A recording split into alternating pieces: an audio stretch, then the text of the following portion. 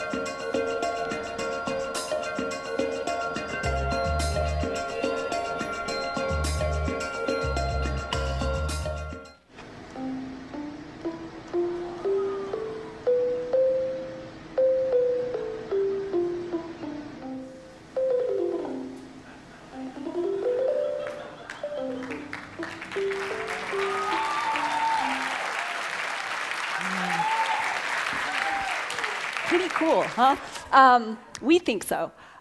So now that we developed these tools and found these materials that let us do these things, we started to realize that essentially anything that we can do with paper, anything that we can do with a piece of paper and a pen, we can now do with electronics. So the next project that I want to show you is kind of a deeper exploration of that possibility. And I'll kind of let it speak for itself.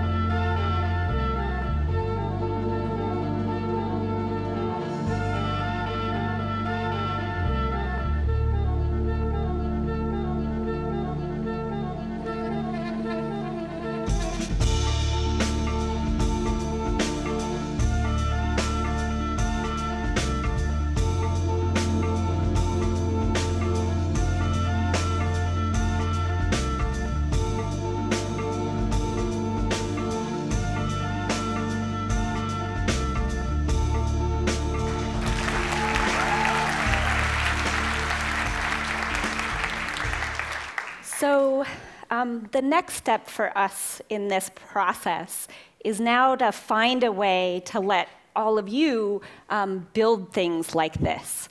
And so the way that we're approaching that is by kind of teaching workshops to people where we explain how they can use these kinds of tools, and then also working to get the tools and the materials and techniques kind of out into the real world in a variety of ways. And so sometime soon, you'll be able to play and build and sketch with electronics in this fundamentally new way. So thank you very much.